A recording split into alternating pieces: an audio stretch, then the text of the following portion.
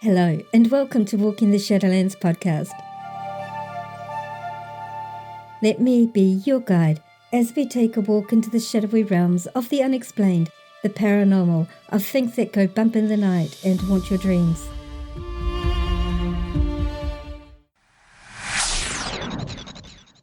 Your hosts,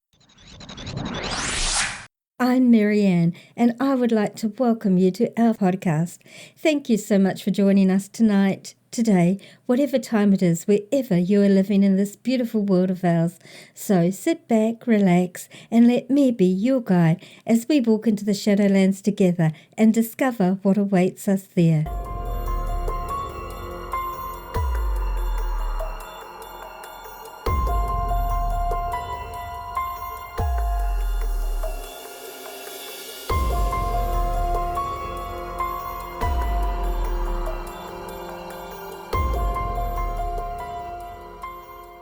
Welcome back to the second part of the Moehau Man episode.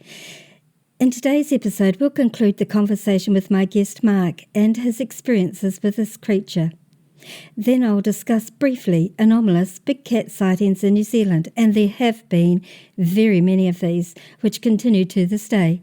Actually, it was sightings reported in the New Zealand media in the past couple of months of this huge cat that was actually the reason these New Zealand episodes were created to begin with. Plus, I'll briefly mention a couple of other lesser-known New Zealand cryptids. So this episode will be a little bit longer than normal. Without further ado, let's begin.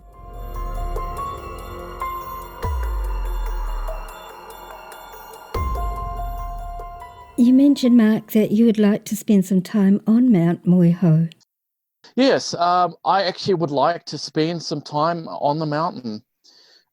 It's Mount Moehau there is over on the northeastern side of New Zealand. It's a beautiful mountain range. You can go and fish, get a snapper off the beach there. It's very pristine, very picturesque. There's also the mountain range has its own biodiversity up there. There's the archer tree frog, and there's species up there that are not found anywhere else in the world. Wow.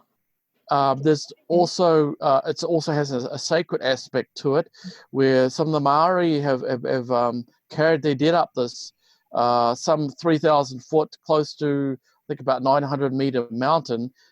This is the highest peak in the area, so you can see it on a clear day from Auckland. And but this is where they're supposed to be. If you go into the history, back to like the 1890s, 1880s, they had all the gold prospecting that took place out there, and the Maori, they warned the prospectors about going out at night time, and that these things were carnivorous. They could easily take down a warrior.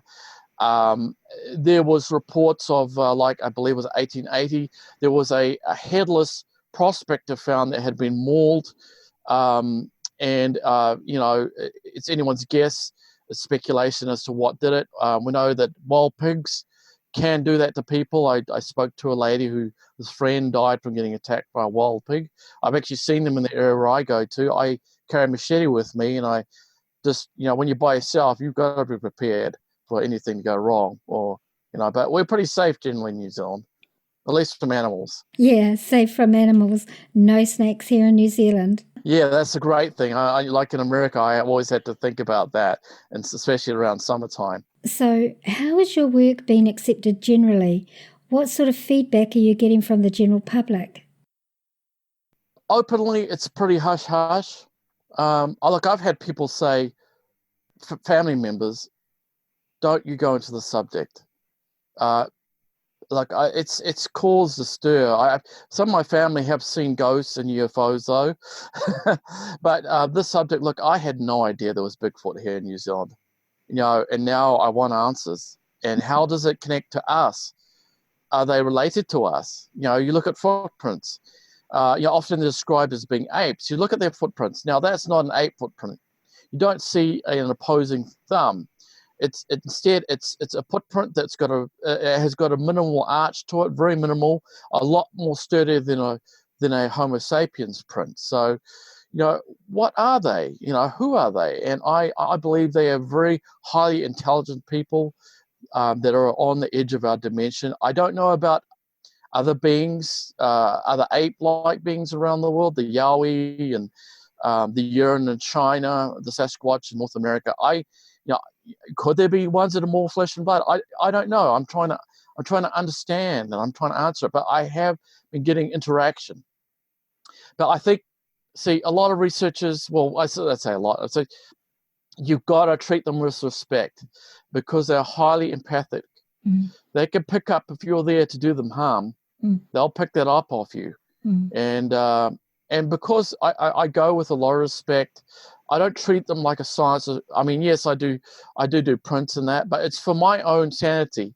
It helps me to say, hey, look, I don't have psychosis. I want to be very level-headed doing this. Yeah.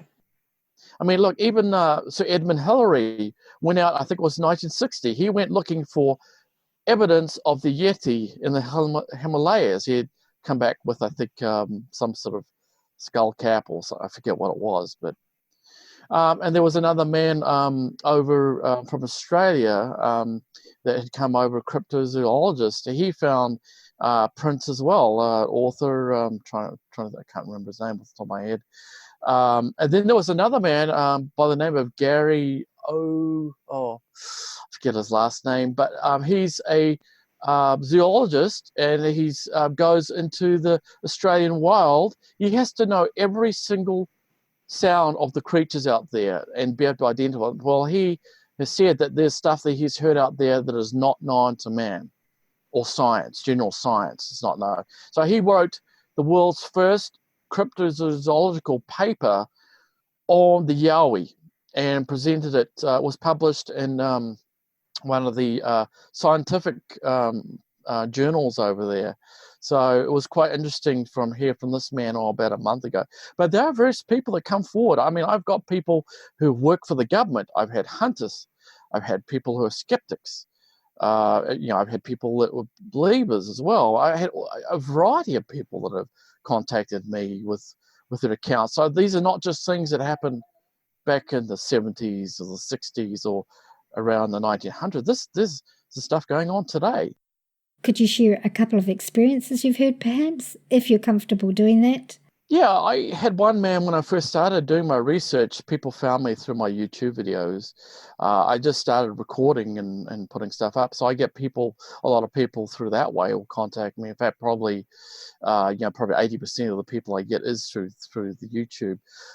There was one man that contacted me. He works for a department in the government, and he has found footprints. He has found structures like what I have over in a certain area in the Coromandel. So he approached me, and I had gotten with him and talked with him. He'd seen what I'm doing, and he had found some very similar things. I don't know that he had the bipedal approaches and the wood knocks, but when you get all that other stuff together, it's crazy. But I had a hunter that contacted me. I'm going, I think he was doing possum hunting in the middle of the night. He had a shotgun on, I think it was on a berm. He's waiting there. He hears these footsteps on this stone driveway, and he turned on his flashlight all of a sudden to spotlight what it was to shoot, and he said there was nothing there. He could see nothing, and he was very taken back. When I talked about some of the bipedal approaches, I couldn't see what was approaching me, and he sort of identified with that. Other people are just like the skeptic that climbed Mount Moehau in the 70s along with two travel companions that slept up there. He said to me, look, I don't want any mention of my name, no reference to me. I reminded my companions of what happened those decades back, and he said they didn't want to be reminded. It terrified them. And he said, I tried to identify that howl with all kinds of creatures, and I could not identify it. Wow, that's pretty fascinating, isn't it? Yeah, it's pretty fascinating. Yeah. I've always felt that myth and legend start from a basis of reality. There's always something that's the kernel that creates them, like with the taniwha. There's a possibility that at least one of the versions of the taniwha, the sea version, could in fact be a mosasaur. And I believe that, and I know from personal experience that there are far more things in this world than are currently known of. Yes, well, they're finding new species all the time, especially when they do their deep sea dives, going to these trenches at the bottom of the sea, miles under the water. They're finding a lot of new species. They create their own light, and very, very, very interesting. And it's the same with insects and birds, and it's a wonder the world we live in. There's so many life forms. Oh, yeah, absolutely. You mentioned the other day that you were approached by a production company, was it, to do a documentary spot with them? I had a producer from the UK that does an international TV show. They were wanting me to take them out Bigfoot hunting. I don't really like the word hunting. Investigating. Hunting makes it sound like you're going there with. I don't do that. But I kind of backed out. I was going to take them to right by the mountain where all this happens. There's actually a place you can camp. There's a Department of Conservation camp where you can rent pretty cheap. You set up your tent, and you can go up by that mountain there where all the history is. I wanted to take them there, but the producer said no, he will never go camping. It was, well, he was an older fella, but I backed out of it. But you can you get your face on TV if you want to, or but it can be hard for your production companies to come in and get footage. Like for example, when I was over doing my Skinwalker Ranch stuff, I had production company contact me over there as well, seeking the contacts that I had over there with the Ute people, the tribe. And look, I tell you, they put out a movie, a documentary after mine on Skinwalker Ranch. They were not able to capture any of the phenomena. However, I did. Mine was kind of a low budget, a very rough and ready, but I captured some of these. I captured these light anomalies and the strange Bigfoot-like call and the rock hitting by us, and these electronic voice phenomena as well. And so I feel like I've got a good feel, and that they're attracted to me because I am, I'm respectful to them. And look, I want to know the truth, and it also, I think I want to find. So it gives me some kind of answers to things I've had happen in my life too. Growing up, some of the very strange stuff that happened. Right. That's so awesome. So where do you go from here? You're trying to get funding raised to be able to create this documentary. Do you have a production team organized to help you? You mentioned you had a cameraman lined up. Yes. Well, I just gave him some warning. I said, look, this, whatever you may see with me, may change your understanding of reality. And so when I actually went looking for a cameraman, I put that up straight front. I said, I need someone fit, because going into these areas, you need a little bit of climbing ability. Right. And see, even me with my back stuff is a challenge. But yes, I warned and said, look, this could kind of freak you out if something. I mean, I can't guarantee something will happen with the camera rolling, but with me, it has happened. So it could happen, and just be prepared for that. And so this man that I found, he has a deep interest in the subject matter. And so also there's a researcher by the name of Darren Wedlock. He would like to go with me to by Mount Moehau there, where I captured those anomalies. So he would like, I'll show him that if we can work something out. So yeah, I'm kind of getting together with people. A lot of what I've been doing has been solo, which is kind of hard because it's good in one way. You keep it very private. No one can come and hoax you. Right. But then what happens if an emergency happens? You have no cell reception. Yeah. It's good to have someone there who can hear something as you. I record and go out there. I want to capture whatever's going on. I get a lot of audio stuff. Some of the chant. Oh, look, I pick up chanting. I pick up the really super bizarre stuff. Look, this is this is wild. And I feel like I've hit ground zero for a spot with activity. So I've kept it very secret on purpose, because there are aspects to getting out there that it's challenging to get out to, but also I don't want to lose access to that area. It's a great research area. It's a great tool for this kind of thing. Yeah. Oh, absolutely. I totally understand that. And I'm really excited for you. I think that what you're doing is really awesome, and I can't wait to see what you're able to capture. And gosh, I would be as keen as to be part of your investigation party and do whatever I could in this area, because I am absolutely fascinated. And I agree with you. I agree with what you're doing. And I think it's just the need to know, isn't it? It's just the need to know. I mean, you've had your experiences with the very strange things, eh? And you Yes. can run, you can run from it, or you can approach it with a sense of maturity and open-mindedness. Wherever that path leads, the truth might be disturbing. Look, I'll be honest. I've come across some very bad stuff. Like, I've been attacked by entities. Some of them are very powerful. Mm. So I'm pretty brave with going out.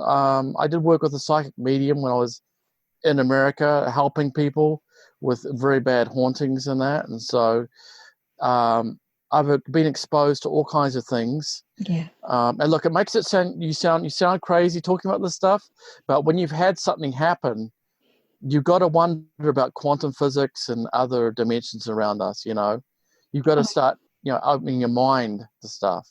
I love quantum physics. I love it. It's absolutely fascinating, and it just raises more questions. And then, of course, you get into the holographic reality question. And when you look at that, then some of these other things, they seem like they might fit in a bit more, Yeah, I know, Dr. Jacques Vallée, who's been a famous UFO researcher. Look, I know he studied this phenomenon for a long time, like the UFO aspect, but even he admitted, look, there seems to be some sort of psychic aspect to this that may be trying to connect to us on an individual layer, maybe some kind of conscious aspect to it, I mean, there's a very nuts and bolts aspect, but there also seems to be a possible spiritual aspect to it as well. Look, as I'm doing this Bigfoot stuff, look, I am exploring what they call the woo, or the supernatural aspect, that is not, it's not so popular to a lot of the people that are straight flesh and bloodies. But look, a lot of the people, once you start getting into this and do field investigations, you actually go out into the field, you go where they supposedly are. Some of them are finding these prints just stop and disappear. Some of them are actually having visual contact, and that they're just disappearing. Right. Is it just because they're so good at camouflaging? Do they jump up a tree? Are they actually changing into another dimension? I'd love to know. But see, when I did my study on Skinwalker Ranch, a lot of what took place there is making sense with what I'm experiencing now. Right. It seems to meld together. Right. More, at least to me, it seems to. Yeah, I totally get what you're saying. And I've always been of the opinion that I don't know about all instances, but certainly some instances I've heard of. Particularly in the early days, there was an awesome radio show host by the name of Art Bell. Oh, yes. He's the king of talkback. Yes. He's my radio hero. I loved his subjects. And I remember on a couple of occasions he did shows about covering the Bigfoot. Several of the guests that he had on at different times mentioned that they felt that these beings were interdimensional because of the way they can appear and disappear just like that. Like we never get a body. Yeah. We get trace evidence, supposedly scat and supposedly hair samples, blood samples. I know there was Dr. Melba Ketchum who did the Sasquatch Genome Project as well. I've heard for and against that study. But interesting, saying that the maternal side DNA was human female. The male side is a unknown.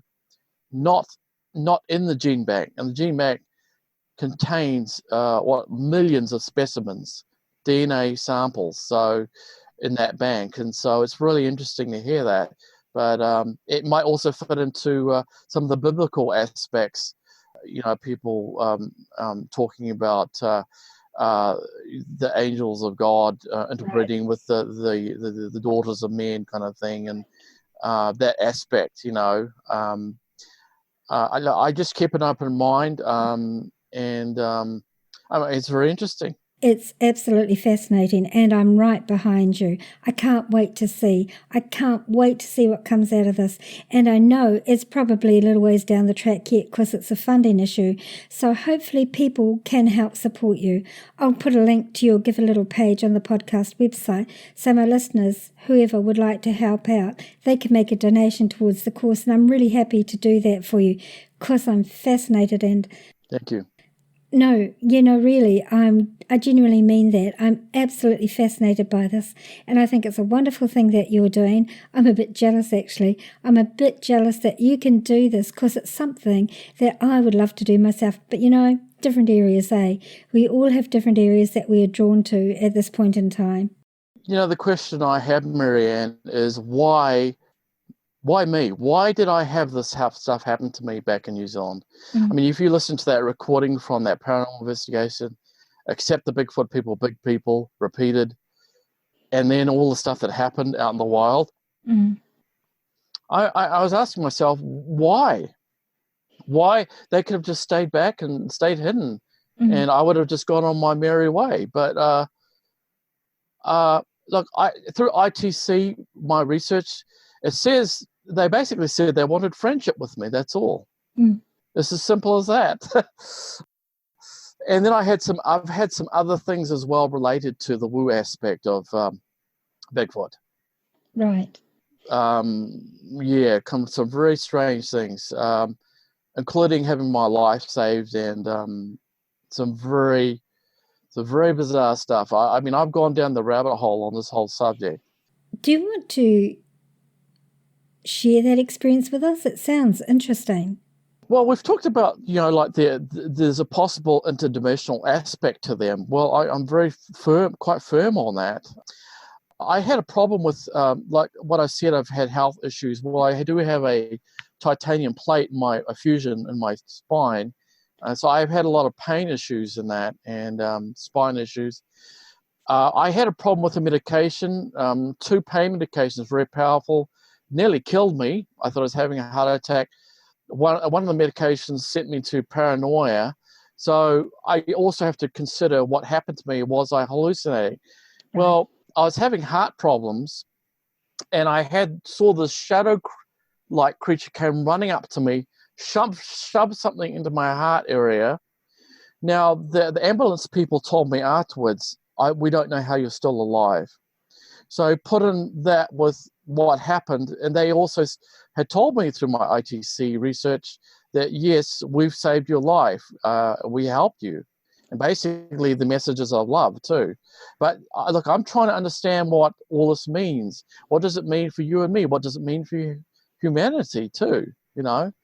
Is it something really to be feared? I mean, could there be ones that take people, as the Maori thought, and we're violent? There are some people that I've talked to that have said they've had violent encounters with them.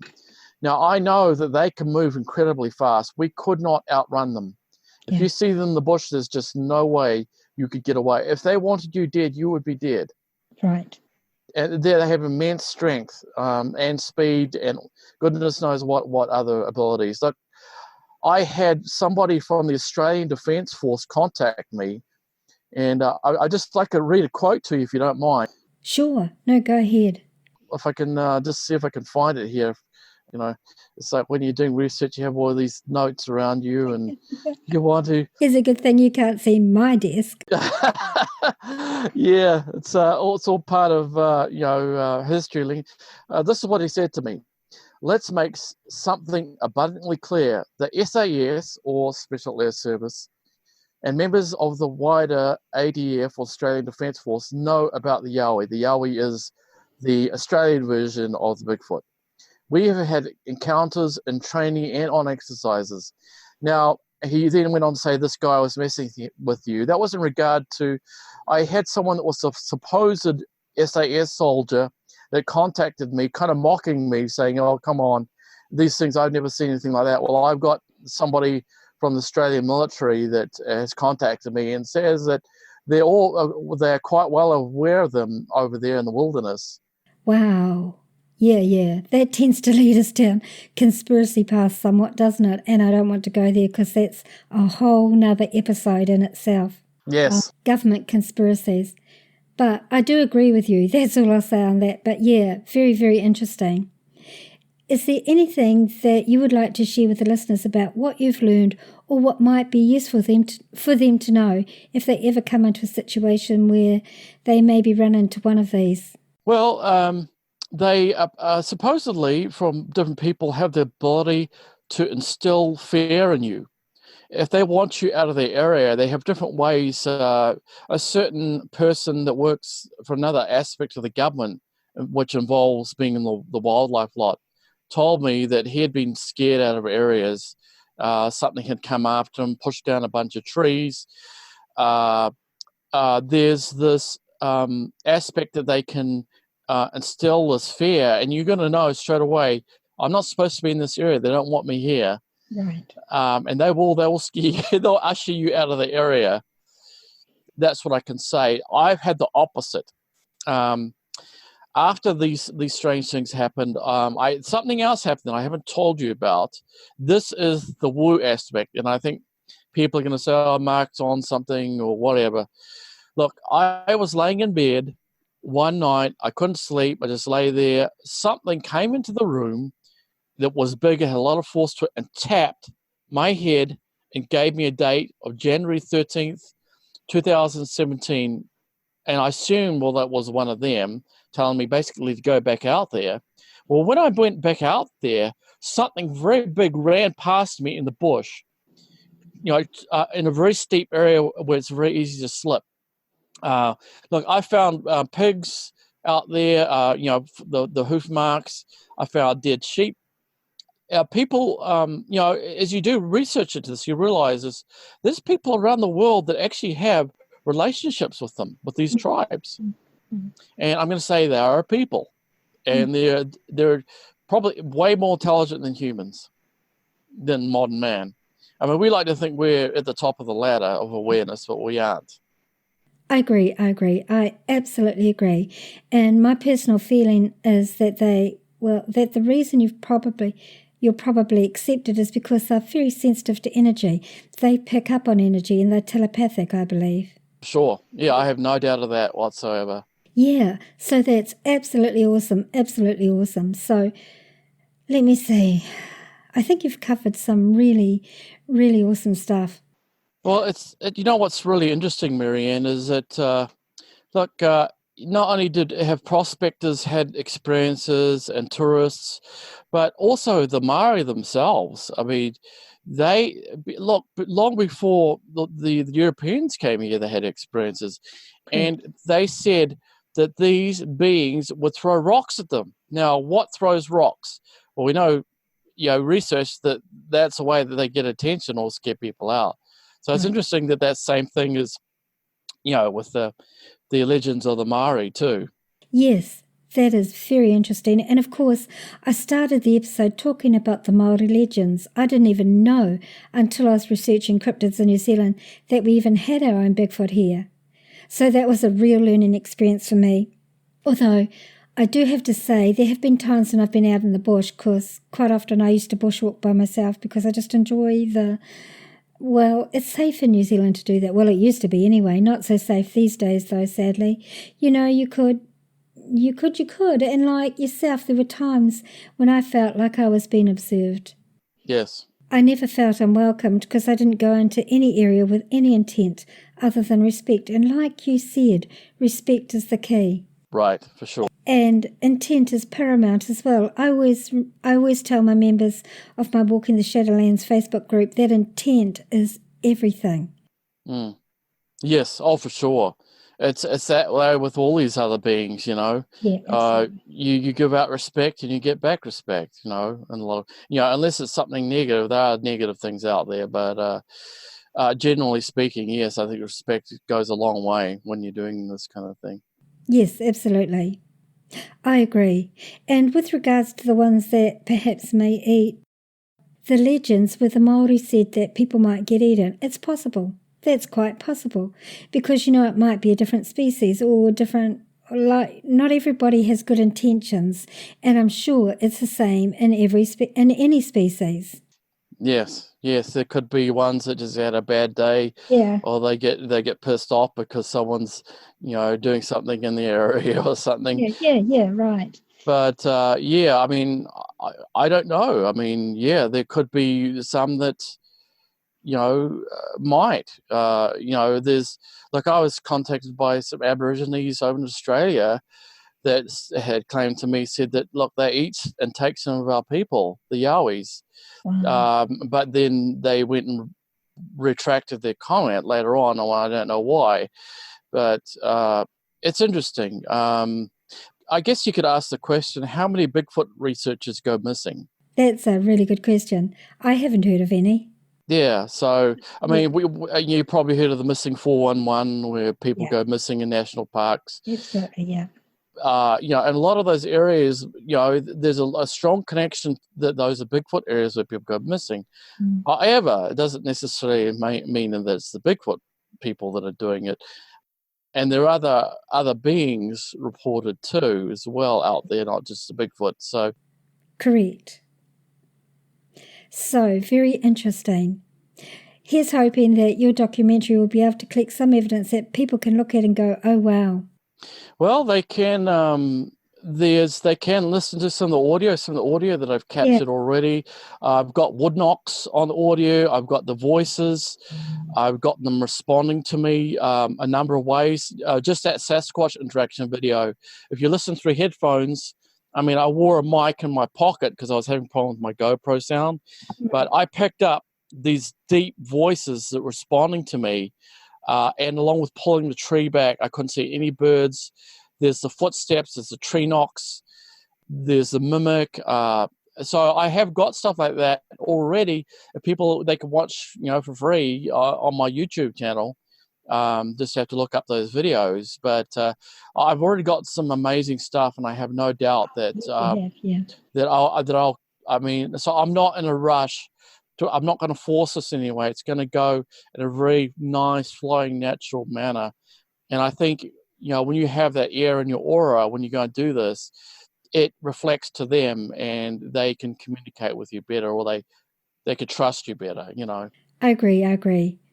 So I'm really looking forward to following you and seeing what happens, Mark. Maybe we can catch up some other time with, progress. Yes. I think all my listeners would be quite interested in that. And by that stage, I might actually have a few more than I have now. So yeah, that's really cool. I really enjoyed this chat, Mark. Thank you so much for agreeing to do this. I know that you're really busy, and especially on such short notice. I was so excited to be able to talk with you, and it's been really wonderful. Thank you. Well, thank you for giving me the opportunity to come on the show. Thank you very much. I feel very strongly that you're going to get more evidence than you anticipate. Yeah, I hope so. Look, what my goal is now is I'm trying to get a very good footprint. I found them where you can see the toes and everything, and they're a lot more structured. The footprint's a lot more stronger bone structure than ours. So what I want to do is get a good print, and I want to go there. There's a News Hub office. I want to go in there and see if they're interested in doing a promotional piece on my research and that. So I've really got my fingers crossed, but please, if people are able to, that would be much appreciated. I am doing this on the skin of my teeth. I mean, I have equipment from America when I was over there that I'm using for this anyway, but it's not something that pays well, No, you can't make a living off of it, can you? It's definitely a labour of love for sure. For sure, yeah. I'm really hoping that my listeners will get behind you and help you. Certainly, I'll do everything that I can within my limited range to make sure that you get, at least my people know, and the members of my Facebook group. Yeah, no, I really appreciate any of that, and I mean, you've already donated, and I really appreciate it very much. Well, I think this subject affects all of us, whether we realize it or not. Who we are as humans, and the spiritual aspect, and that these beings can be involved in our lives. And sometimes, look, I had a remote viewer contact me, and she's had some very strange things start happening after she checked out an area. I tasked her to check out this particular area. Just earlier today, she contacted me, Mark, what's going on outside my home? I'm not. There's strange things are starting to go on. So I know they have abilities to do things, and so the best thing is not to panic and put on a smile. And most things are nice out there. Yes, there are some bad things, but I think if you have that love in your heart, I think it blends well to your auric field, and it kind of repels the bad stuff. I agree.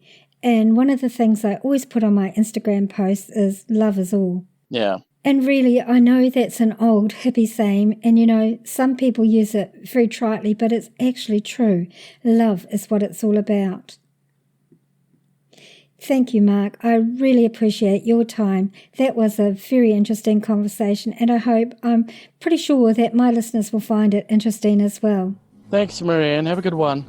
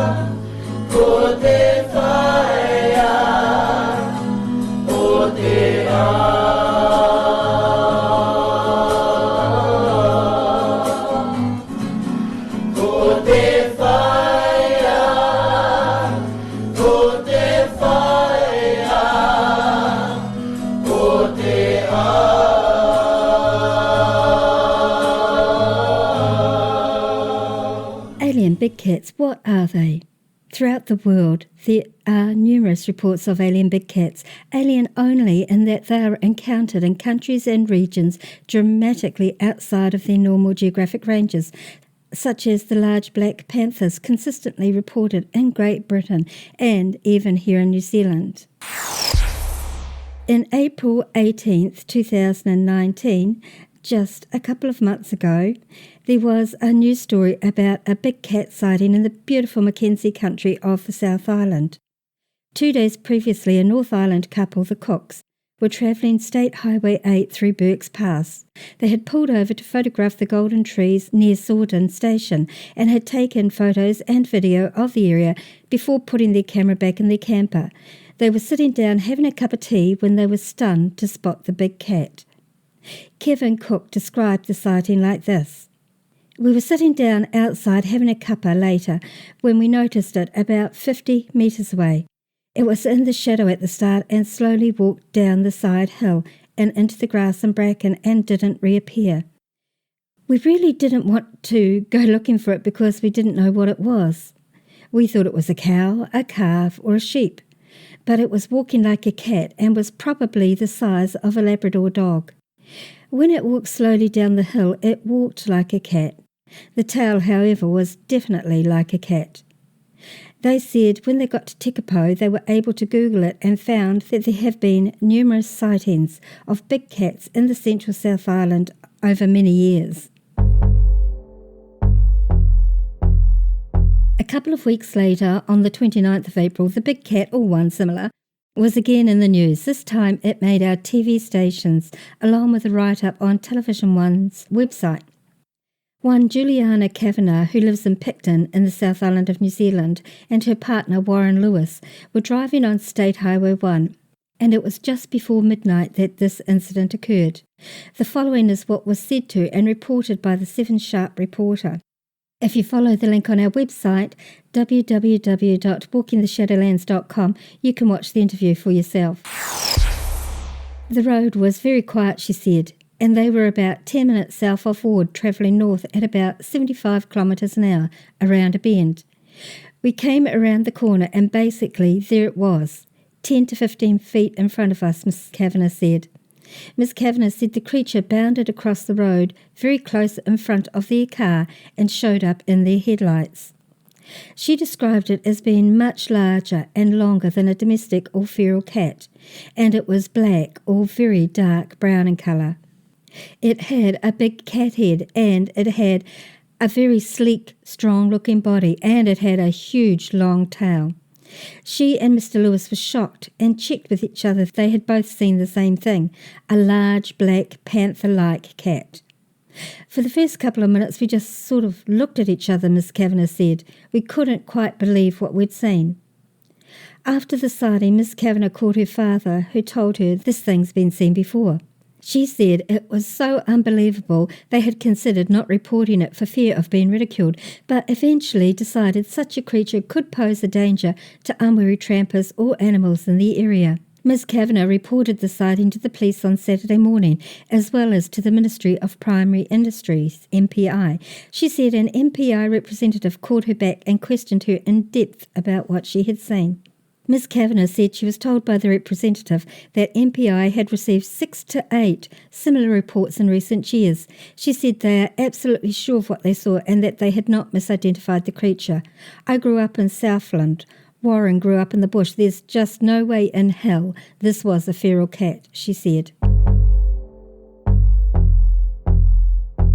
These really caught my attention and reminded me of similar stories that I had heard over the years here in New Zealand. So I thought I would do some more research on these animals, and thus this series of episodes began.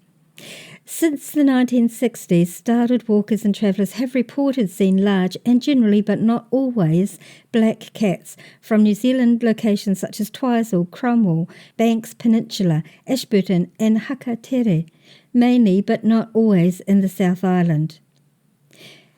Here's a few of them.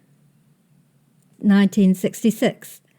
The first reported sighting was when a woman was biking in the Twizel area when she came across what she described as a large black cat the size of a Labrador retriever and which resembled a black panther. The report did not get much attention from authorities who wrote it off as just a misidentification of a particularly large feral cat. The cat was seen at a distance of approximately 30 metres. 1977, a Christchurch woman rang police to say she'd seen a tiger outside her suburban Kaiapoi home. The laughter from them died after large paw prints and droppings were found at nearby Pines Beach the same week.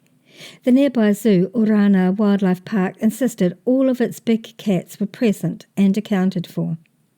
1977 again, a security guard was convinced he saw a lion in Mangere, South Auckland. 1980, reports of large cat sighting in Newlands in Wellington. 1994, a large cat was spotted in Tawa, Wellington. 1998, a sighting of a very large cat was made at the Dunstan Ranges near Cromwell. This time it was described as not black, but rather with a dark orange coloration, similar to North American mountain lion. However, at the same time that this sighting occurred, people in the Matura region of the South Island began reporting sightings of an animal of that colouring but was similar in appearance to the North American bobcat or mountain lion. 1999 brought a whole slew of sightings. One came from a hiker in the Mackenzie country who saw a black feline similar in size to a large dog, and another still in that same month came from a paddock near Umarama, where a witness saw the same thing prowling about, described as a black panther. This particular cat was apparently even photographed. One of these big cat sightings was referred to as the Moeraki mountain lion. This cat was seen by Canadian tourists sunning itself on rocks near Moeraki, south of Oamaru. It was described as being distinctly mountain lion-like, something that these tourists were familiar with, having seen them in their native habitat back in their country. It was described as being about 3 metres long and golden-coloured. The cat, on being spotted, simply got up from the rocks and sauntered off out of view. Yet another mountain lion-like cat was seen in the Lindis Pass area this same year. It was hiding in the undergrowth and was photographed by some British tourists. It became known as the Lindis lion. Large cats reported throughout the early 2000s as well, and such accounts got so common that a team of investigators went in to see what was going on. But no evidence of the creature was to be found. It was seen in the bushside and the Winterslow areas of the Ashford Forest many times over the 2000 era. It was also spotted in the Anama area, Mayfield area near Ashburton, with repeated sightings in the Fairlington area near the stockyards of the PPCS meatworks, Lake Clearwater and in Queenstown. In 2017, Nick Baggett, a British tourist, was walking around Lake Tekapo Peninsula when he and his partner Julie Wood spotted a large black cat. It was probably 100 metres to 150 metres away, so we weren't right up next to it, but it looked much bigger than a normal cat. I mean, we were looking at it to start with, going, "What is that?" We then realised it was very cat-like. To me, it was like the size of a small lamb, so I would say 2 to 3 times bigger than I would expect a cat to be. We could see it loping across in front of us, and I just got my camera out and pointed at it and got one shot. It wasn't racing, but it made off fairly quickly. I would say it saw us and didn't want to hang around where we were. There had been some talk about big cats in Twizel, which is where we were staying at the time. I was just amazed by it, to be honest. I've not seen anything quite like that. There's a copy of his photo on our website for those who are interested in having a look at it. There are so many sightings that there are simply too many to report singly. Are these cats simply escaped exotic pets? Given New Zealand quarantine laws, this is a highly unlikely scenario. Also, given the countless sightings of different types of these big cats, it seems that there must be a community of both the black panther type and the mountain lion type of cat thriving somewhere in the wilderness. Of course, it is entirely possible that some of these sightings could be passed off as feral cats, which can grow to a very large size, and eyewitness testimony can be very flawed. I guess unless one of these animals is actually captured or a really clear photo of them is obtained, we may never know. But I, for one, would be watching my back if I were bushwalking in any of these previously mentioned areas. Before I finish this episode, I want to briefly mention some other New Zealand cryptids, such as the waitoriki. The waitoriki is described as being an aquatic mammal, similar to a river otter or a beaver, which absolutely is something that is not native to our New Zealand islands. These creatures have reportedly been known of by our native Maori population for centuries, and in fact have been sighted by colonisers also since the 17th century. Captain James Cook reported seeing them in 1773 as he entered Pickersgill Harbour in the Dusky Sound region of the Fiordland National Park in the South Island while he was on board his ship, the Resolution. In the 1840s, there were sightings of this otter-like creature in Lake Hawera. Apparently, this creature would build nests similar to the North American beaver and was also referred to by the local iwi or tribes as the kaoriki. Physically, it was around the size of a cat, with a bushy tail, and was a very powerful swimmer. It was also said to lay eggs. Again, it was spotted in the 1860s on numerous occasions, with explorer Julius von Haast stating that he had heard reports of this elusive creature, but he never found any. He did, however, apparently find their distinctive web tracks along the Ashburton River, and it was said that he at one time had a pelt from one of these animals, although what happened to it is unknown. In the 1900s, there were numerous sightings in the Milford Track area and at Lake Te Anau. In 1968, 4 of these creatures were spotted by a hunter at the Stephenburn stream near the Whakia River. Even as late as 1971, one was spotted by a hunter in the Hollywood River area who watched it for a period of about 15 minutes as it played in the water. Then, of course, we have our New Zealand moa, also called the taripo by the Maori, now said to be extinct. Although there have been the odd sightings reported over the years, and of course the elusive Haast eagle. But both of these are more well known of the New Zealand cryptids, so I'm not going to give them any further attention than that in these episodes.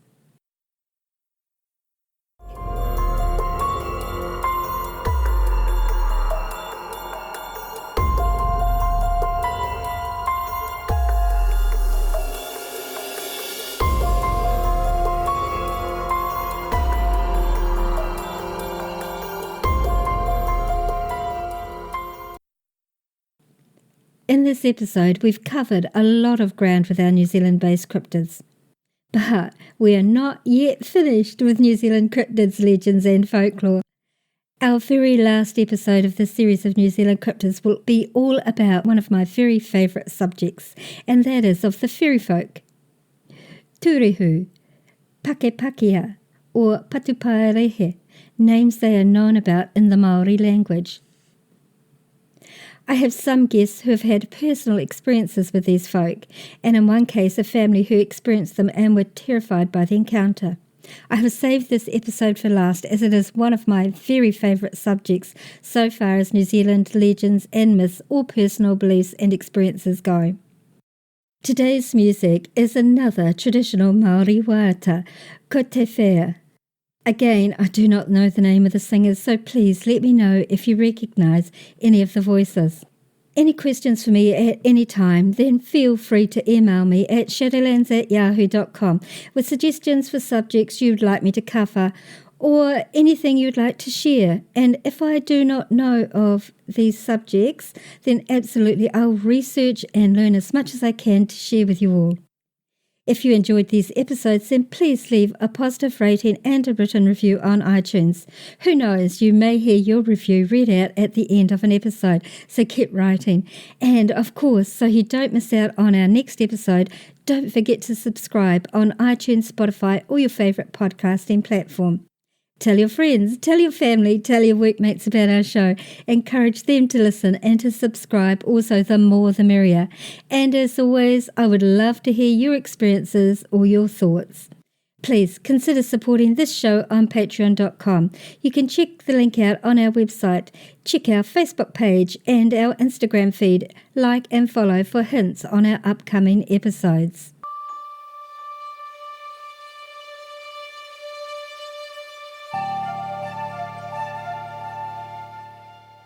Thank you so much for listening. Tonight, today, wherever you are in this beautiful world of ours, we'll see you this time next week.